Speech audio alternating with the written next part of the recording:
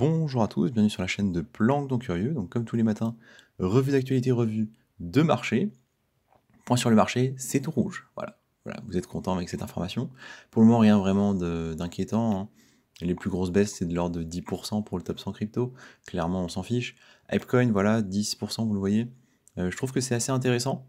On en avait parlé il y a quelques semaines, je vous avais dit 2 $, ça commence à être un prix que je surveille. Moi, j'en veux à 1. Bah écoutez, je reste sur mon idée.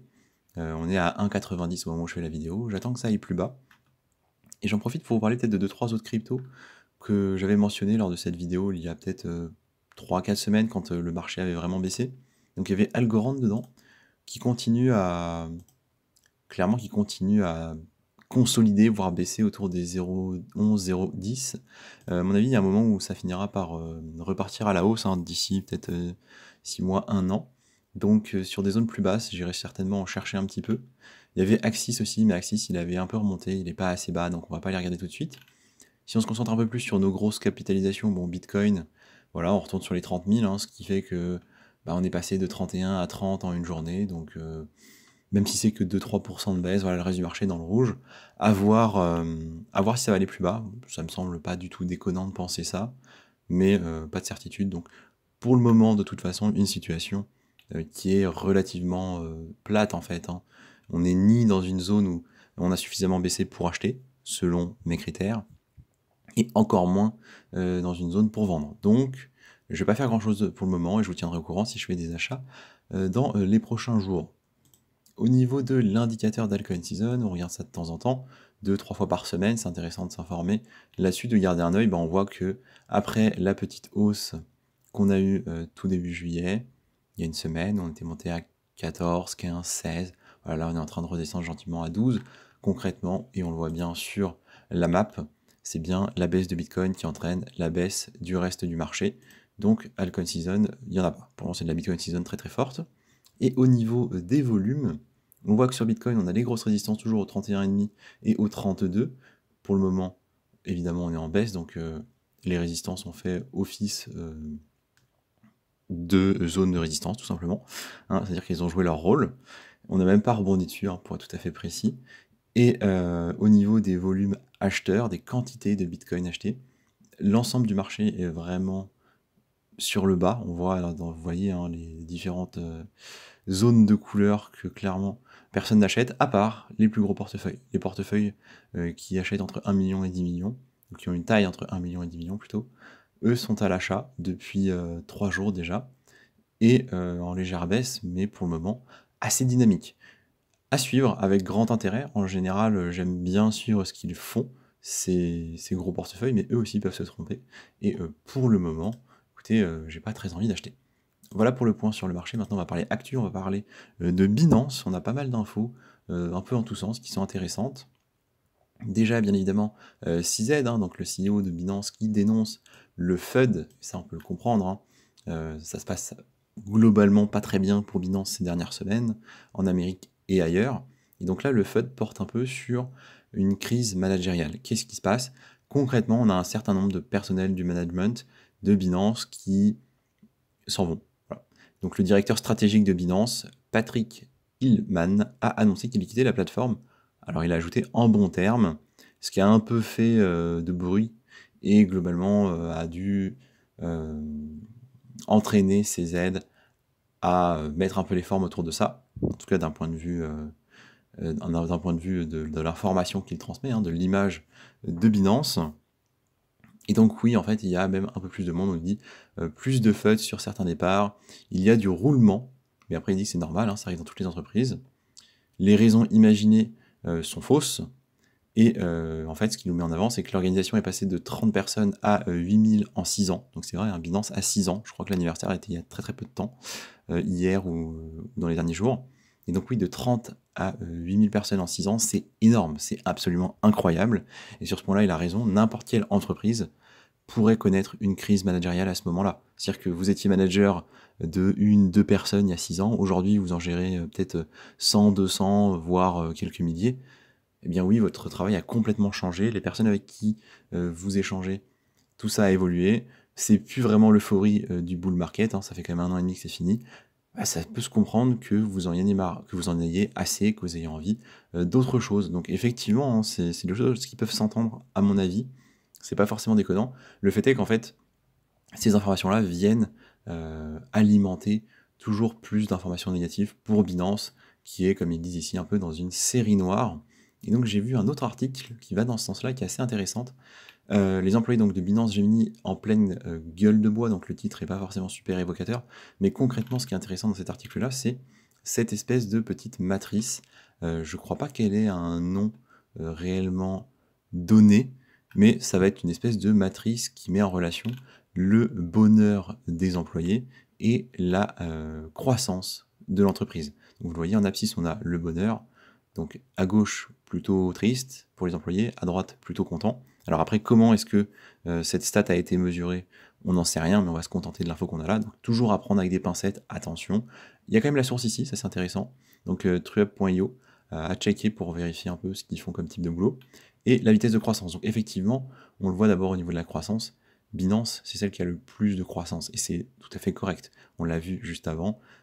En 6 ans, ils sont passés de 30 à 8000. C'est incroyable. C'est complètement fou. C'est vraiment complètement dingue. On a d'autres entreprises qu'on connaît peut-être un peu moins. On voit ici Avalabs. Ok. On voit aussi Celsius qui est ici au final. Coinbase, pas Celsius, Celsius c'est fini. Coinbase qui est ici. On a beaucoup plus bas, vous voyez, complètement à l'opposé de la map, on a Kraken en fait. Donc Kraken, moi personnellement j'utilise et Kraken et Binance en tant que plateforme centralisée. Je pense que c'est vous voyez, c'est un bon duo parce que ce sont des entreprises qui sont assez différentes. Vous en avez une qui va croître très très vite, et malheureusement les employés vont pas être très contents. Il y a une culture a priori chez Binance qui est quand même assez hardcore, en tout cas c'est ce qu'on nous dit ici, et ça me surprend pas énormément. Et voilà, on s'est dit ici, tous les employés de Binance ne sont pas faits pour être hardcore, qui est une des valeurs fondamentales de l'entreprise. Et en même temps, pour faire la croissance qu'ils ont fait, effectivement, faut être des fous furieux, des bêtes de productivité. Concrètement, ce sont certainement des entreprises où les priorités ne sont pas sur happy at work, quoi. Donc ça signifie également que parfois, nous avons certains qui ne sont pas en mesure de prospérer dans cet environnement. Oui, c'est tout à fait logique, je veux dire, il n'y a pas de souci avec la compréhension de ça. Maintenant, on a du coup des employés qui sont vraisemblablement moins contents, par exemple, qu'à Kraken, c'est ce qu'on nous dit. Par contre, Kraken, vous le voyez au niveau de la croissance, c'est quasiment l'entreprise crypto qui a eu la plus faible croissance, on a Paxos ici au-dessus, ça se passe bien aussi. Donc pas du tout les mêmes cultures, et donc pas les mêmes problématiques. Alors, j'ai pas vu encore dans les articles, c'est vrai qu'on parle de Kraken, je fais une petite parenthèse, je l'ai pas vu dans les journaux crypto, mais il semblerait que le CEO ait eu une perquisition récemment. Donc on en parlera certainement demain, je pense que la news tombera demain. J'ai vu ça passer sur Twitter, c'est pas le sujet là, et bon, faudrait voir le pourquoi du comment, la news, les infos que j'ai vues n'étaient pas très détaillées. Donc voilà, je fais la petite parenthèse au cas où la news tombe dans la journée, et que j'ai pas eu le temps d'en parler. Et voilà, j'ai vu ça. J'ai trouvé que c'était quand même intéressant de partager ce petit graphique là, même si c'est quand même à prendre avec des pincettes. On continue sur Binance, et qu'est-ce qu'on voit? On voit que la part de marché de Binance US, donc la filiale américaine, passe sous le seuil des 1% face aux difficultés. Donc 1% de part de marché pour Binance, c'est chaud quand même. Alors évidemment, on ne parle que de Binance US et on va temporiser un peu tout ça. Donc qui profite de la situation? Eh bien Coinbase, Bybit et OKX. Ok, donc pas Kraken, vous le voyez, Kraken ça se développe pas plus que ça, c'est intéressant quand même. Et on dit, au début du mois dernier, Binance US avait 20% des parts de marché, et ils sont passés à 4,8 en un mois, donc ils ont cédé 15%, et donc là apparemment ils sont encore en baisse. Donc ça c'est considérable, c'est-à-dire qu'ils étaient à presque 5% il y a peu, et ils sont repassés là, au 26 juin, à 1% de parts de marché, ce qui est fou. Bon, concrètement, est-ce que l'échangeur va s'arrêter? Ça semble possible. Maintenant, on prend un peu de recul, et on voit qu'en fait Binance Global, ça reste la moitié du marché crypto, donc c'est quand même beaucoup moins impactant, vous le voyez ici. On a un graphique qui va de janvier à juillet. Là, on a 4 non, on a Binance US, Coinbase, Binance, l'entreprise mère, et Others. Et donc, effectivement, on voit que Binance, c'était 63%, c'est passé à 52%, mais ça reste considérable. C'est pas forcément Coinbase qui a pris de la place, vous voyez, Coinbase est passé de 8 à 1. Donc c'est Others, donc vraisemblablement les Bybit, les OKX et autres. Important quand même, malgré ces news-là, donc CZ est quand même optimiste quant au marché crypto et à sa position, hein, la position de son échangeur. Donc il nous dit, voilà, il n'y a pas lieu de s'inquiéter. Effectivement, on va avoir un peu de concurrence, mais on est quand même les plus gros, vous inquiétez pas. Sinon, cet article-là nous recèle pas grand-chose, en fait, hein. Il nous dit juste que CZ a analysé qu'après un halving de Bitcoin, on avait une année positive, concrètement un potentiel bull run. Donc c'est une analyse assez légère, hein, que l'on connaît depuis longtemps, que tout le monde nous ressasse depuis déjà 2 ans. Donc on va pas trop s'attarder là-dessus. Mais voilà, il est quand même positif, le monsieur. Il sait qu'il a la plus grosse entreprise crypto et que il va quand même pas se laisser écraser non plus. On le rappelle, hein, ils ont quand même cette culture d'entreprise un peu hardcore. Ils vont trouver en fait des solutions. Et l'une d'entre elles, elle est assez intéressante, vous la voyez ici, c'est tout ce qui va toucher au contenu éducatif. Et donc ils ont un partenariat avec Coursera. Donc Coursera, si vous ne connaissez pas, c'est une des plus grosses boîtes de cours en ligne, backée par des grosses universités. Ça a été développé par Stanford, donc vous voyez, on n'est pas sur des trucs ridicules, quoi. C'est pas des petits machins, c'est vraiment des grosses boîtes, des grosses entreprises. Donc ça existe depuis 2012, ça, créé par 2 professeurs informatiques de l'université de Stanford, avec des partenariats avec les plus grosses universités, la possibilité certainement d'avoir des formations certifiantes, diplômantes. Ça, faudrait checker, j'irai vérifier. Mais vu les entreprises qui back, je suis pas étonné, enfin, je serais pas étonné que ce soit le cas. Et donc, eh bien oui, c'est une bonne idée, une idée de développement, de diversification de l'activité de Binance, et en plus, une diversification qui est utile. C'est-à-dire que les gens vont pouvoir s'intéresser aux différents types de fonctionnement de la blockchain, aux écosystèmes, comment ça marche, la technique, les aspects moins techniques, etc. Et donc, c'est du tout bon à mon avis. Là, vraiment, c'est quelque chose de bien. Et le fait que Coursera veuille faire des cours là-dessus montre bien qu'il y a un marché potentiel. C'est-à-dire qu'ils vont pas développer des cours pour rien dans le vide. Ils vont le faire parce qu'ils ont anticipé que ça allait intéresser des gens et que ça allait leur rapporter de l'argent. Parce que ça coûte, ça a un coût en fait assez élevé de produire des cours, de payer des profs, etc. Donc, une bonne idée de Binance, à mon avis, plus un pas en supplément dans la direction de l'adoption des cryptos. Et ça évitera peut-être à certains de faire des grosses bêtises et d'acheter des trucs qu'ils comprennent absolument pas. Peut-être que là, on va commencer à avoir des premières étapes. Après, il faudra aussi voir la qualité des cours, hein.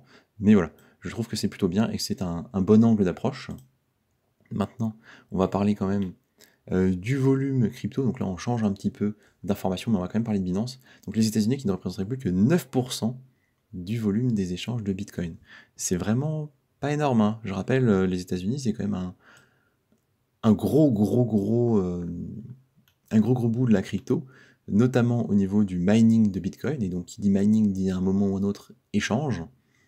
Et là, on parle que de 9%, donc c'est en baisse, bien évidemment. C'est dû à tout ce qui est réglementation et aussi au fait que les échangeurs ont eu des soucis, hein, sur les derniers mois, les dernières semaines, et que globalement, du coup, les gens ont retiré leur crypto et ont arrêté de faire des échanges. Ajoutons à cela le fait qu'avec la demande d'ETF, il y a eu un léger assèchement des échangeurs, c'est-à-dire qu'il y a des gens qui ont voulu acheter ou récupérer leur Bitcoin, soit en anticipant qu'il y aurait une hausse, soit pour en avoir en anticipant la hausse, et du coup, moins de volume, et donc des volumes plus importants évidemment en Asie, on en a parlé notamment avec Hong Kong, un peu en Europe aussi, mais ce qui est intéressant, c'est que l'essentiel des volumes, hein, passe quand même par Binance, c'est-à-dire qu'on en a parlé depuis le début, mais voilà, d'où vient le reste des volumes d'échange? Eh bien de Binance. Binance, ça reste, je crois, à peu près la moitié, voire un peu plus, des échanges de Bitcoin. Donc, effectivement, CZ a raison quand il dit que son échangeur va pas se casser la figure tout de suite. À part grosse problématique type FTX, eh bien oui, Binance, ça reste pour le moment largement incontournable. On continue avec des news un peu variées, et on va aller rapidement. On a l'adoption qui se fait potentiellement en Afrique du Sud, en tout cas des premières étapes. Et alors, il faut rappeler qu'en Afrique du Sud, il y a des vrais cas d'usage de la crypto. C'est pas juste comme en Occident où on va surtout s'en servir pour spéculer. Assez peu de personnes ont des cryptos pour faire des échanges, simplement parce que c'est peu utilisé. En Afrique, c'est plus le cas. C'est-à-dire que quand on a des monnaies qui sont un peu plus fluctuantes, quand on a des petits soucis au niveau de la liquidité et de la volatilité de sa monnaie interne, du pays j'entends, quand on a des banques qui prêtent moins, quand on a en fait plus de difficultés pour faire des échanges, bah, des solutions alternatives comme les cryptos sont pertinentes. Et donc, il arrive en fait que les cryptos soient utilisés vraiment pour leur cas d'usage initial. Et donc ça, c'est plutôt intéressant. Et on commence à avoir de la régulation par l'organisme de FSCA, donc le Financial Sector Conduct Authority, qui serait le gendarme de la bourse sud-africaine, et donc qui a mené une consultation avec le Trésor national, la Banque de réserve sud-africaine et l'ensemble des instances de régulation pour dessiner les contours d'une réglementation des actifs dans le pays, des cryptoactifs bien sûr. Donc ça, je trouve que c'est vraiment intéressant. Donc un rapport a été publié et analysé par les équipes de Bloomberg, et du coup, on nous dit l'introduction d'un cadre réglementaire pour les produits crypto est une approche sensée en raison du potentiel, des risques potentiels de préjudice grave pour les clients financiers. Donc ça veut dire qu'il y a quand même de plus en plus de gens que ça intéresse aussi pour spéculer. Et donc ils se donnent jusqu'au 30 novembre pour permettre l'accès à des licences à de potentielles plateformes et échangeurs. Donc ils ont eu pour le moment 20 demandes, ils s'attendent à en avoir 30 de plus d'ici cette date. Donc je suis surpris, je trouve que c'est assez faible en quantité. Mais voilà, ils veulent des échangeurs en conformité avant le 30 novembre. Après, évidemment, il y aura, on s'en doute, des conséquences, certainement des amendes, voire peut-être des échangeurs qui fermeront. À suivre avec intérêt. Là encore, bien évidemment, on parlera peut-être de Binance ou de Coinbase. Autre chose, du coup, sur le Lightning Network de Binance, on a Lightning Lab qui va proposer des outils d'APIs pour utiliser l'intelligence artificielle. L'idée, ça va être d'utiliser les LLM. Les LLM, ce sont les Large Language Models, donc par exemple ChatGPT, donc là dans le cas présent un chatbot. Et ce qu'on veut, c'est quoi?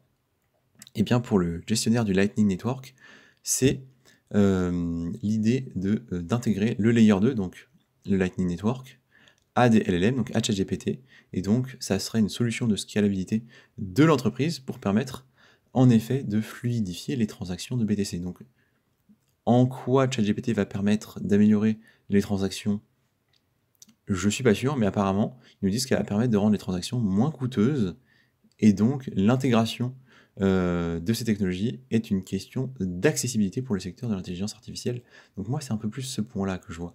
C'est-à-dire que on va passer par l'intelligence artificielle pour introduire de la crypto dans certains environnements et pour la développer. Alors que en réalité, ce qu'on nous dit ici, c'est plutôt l'inverse, c'est qu'on va se servir de l'intelligence artificielle pour fluidifier la crypto. Donc je ne sais pas vraiment qui se sert de qui dans cette histoire-là. Mais à voir. En tout cas, ils font ce développement, il y a un potentiel partenariat. À voir si ce sera vraiment utile. Je suis pas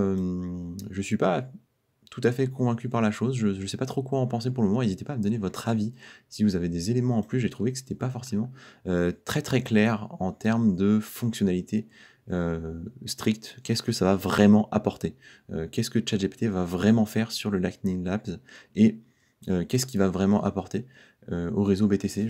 J'ai du mal à bien comprendre la chose. Est-ce que il a la capacité de lire énormément d'informations et du coup de faire des échanges plus rapides?